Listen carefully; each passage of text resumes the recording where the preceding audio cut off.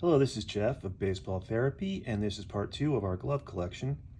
In the first part, which you can view online on our YouTube channel, we covered mostly catcher's mitts and training gloves. And one glove that we've picked up since then is another catcher's training glove from All-Star. This is the Keyhole.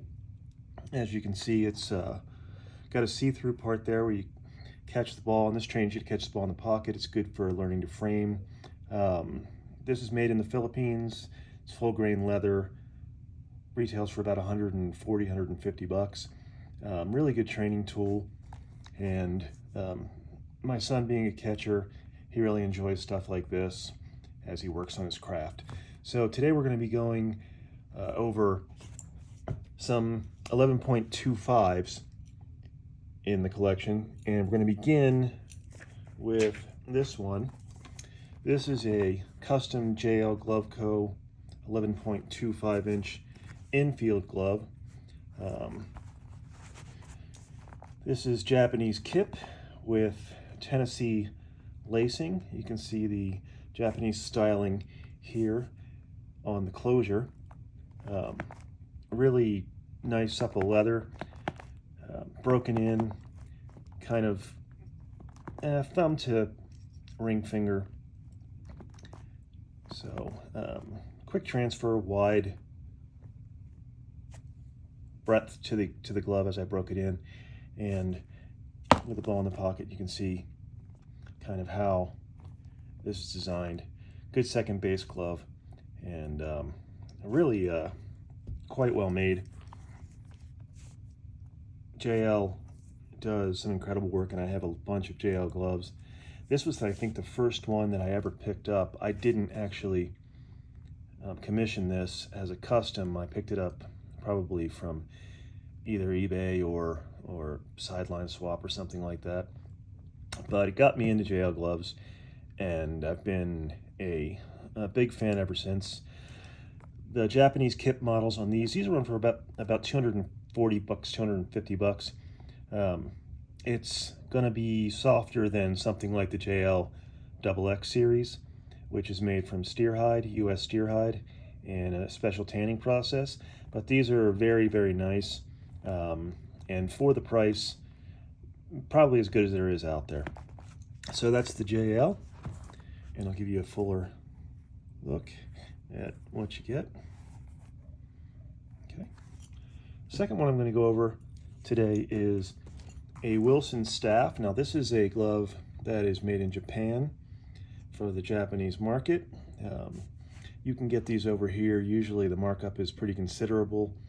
I think I paid, I got a good deal on this, but these usually you'll find for about 400 bucks, maybe a little more.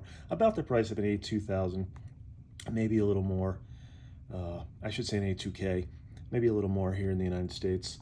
You can find them on eBay or sometimes on some of the Facebook marketplaces. This is 11.25, as I said, Wilson staff. Now this staff, the staff leather is a little different from the A2K leather. It's a little bit lighter and has a gap welt, as you can see right there.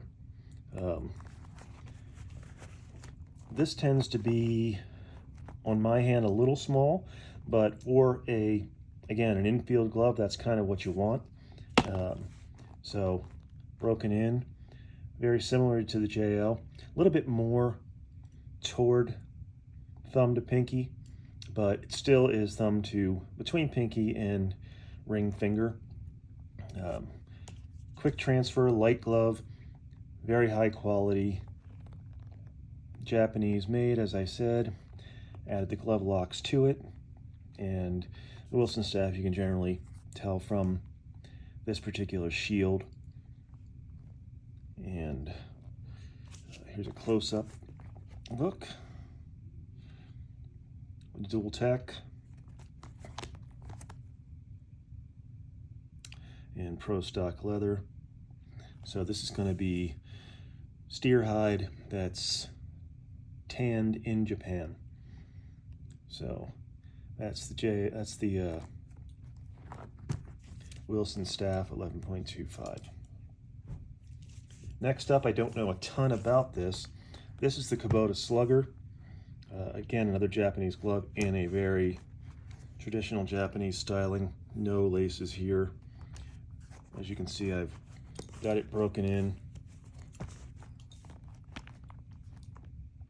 One finger out, very wide break in. Again, a quick transfer, 11.25. Good infield glove.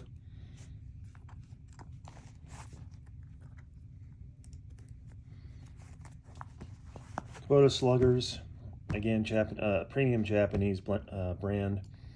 These you can find anywhere from used 300 to say 500 on eBay. Finding them new, often a little bit more.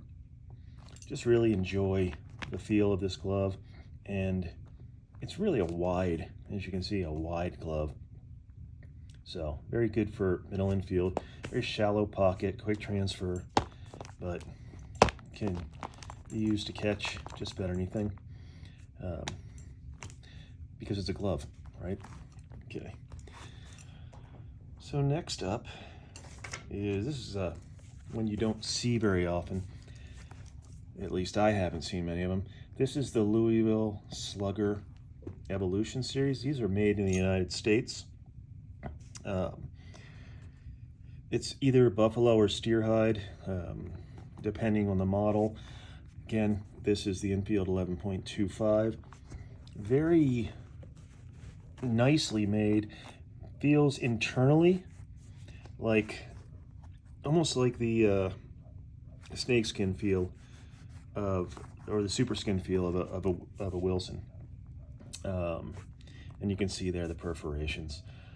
This is a high quality made in the US glove. The laces are very nice. The leather is very nice. These are made by hand, and as I said, made in the United States. This, I don't remember what I paid for this, but I bought it second hand, but it was barely used, and I did break it in. So I've broken this one in, thumb to ring finger. It's a deeper pocket than some of the Japanese models. I don't know if you can tell that just from looking at it, but it is. And the quality is exceptional. So if you can find these, and generally you can find them for $250 to $325 when you can find them, these are worth looking into. Again, a very high quality glove. It's going to be a little heavier because it's a little thicker than some of the others, but it's also very rugged and durable, very thick pro lacing. So this should last quite a long time. I'll give you a quick look of some of the internals here. You can see the evolution. Okay. And then we have the last of the 11.25s in our collection. This is a Adams, again a Japanese glove. I've got this one too in the pinky, thumb to between pinky and ring finger, generally right at the ring finger depending on how you squeeze it. This has, for an Adams, it does have the second row. Here, some of them don't. This I've made, again, kind of broken in on the wide side for a quick transfer. I'll throw a ball in here real quick. It's a light glove.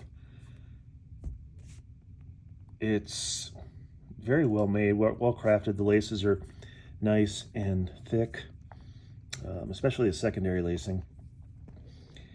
This is made from, it says valuable Hokkaido, which is Hokkaido, maybe that's how you pronounce it. Japanese leather, which is a place in Japan, prefecture. Good stuff, used in a lot of high quality handbags and other things. But Adams is a very up and coming brand, very popular in Japan. So a lot of my 11.25s, as you can tell, gloves come from Japan, where the gloves tend to be smaller, the hands tend to be smaller. So I have trouble sometimes with some of these. I have relatively big hands, and I have trouble sometimes with some of these gloves. This one fits really well. The Wilson staff is a little tight. The Louisville Slugger is made for an American hand, and I think of all of them, the JL has the biggest hand and finger stalls, so it is the best fit for me. Just to give you an idea of fit in general for these kinds of things. And one last glove that I want to cover today, which we covered in the first video, but I want to go over a little bit more, is actually an 11.25. I'm sorry, 11.5, but plays like an 11.25, and that is this Marucci Capital Series, which is the C-Mod, which moves the thumb and pinky, the ring and pinky finger over together. So actually it moves everything over so that it's made for that kind of configuration of your hand. As you can see there, it has padded stalls inside and here, and a lot of padding throughout, so it's kind of thick because of the internal construction where you don't have the outside laces on the pinky and the thumb, and for that reason the interior is going to be a little bit smaller and a lot like an 11.25, even though the overall glove is 11.5 inches, as you can see.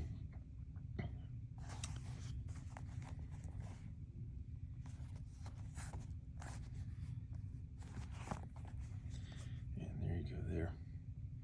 So this is a really good glove. My son, I think, described this as kind of bubble feeling in the first video, and it is. It's got more padding than the others. So I think a lot of people who get these, they'll buy an 11.5 and be like, oh, this really plays much smaller. And that's how I was able to get this. I bought it secondhand off someone else who wanted an actual 11.5 that played more like an 11.5 and not like an 11.25. My son used this for part of this year. When he played second base, I wasn't catching. He liked it very much, but in the end, he traded this back to me for a Cypress series, which we'll go over again next time, which is an 11.5, another Marucci that is like their next model down from the Capital series, but a really good glove. So those are my 11.25s and the one training mitt, which we hadn't covered. In the next video, we'll go up to the 11.5 and progress from there to 11.75 and on and on. So thanks for watching. Please check out the other video, and we'll see you next time. Bye-bye.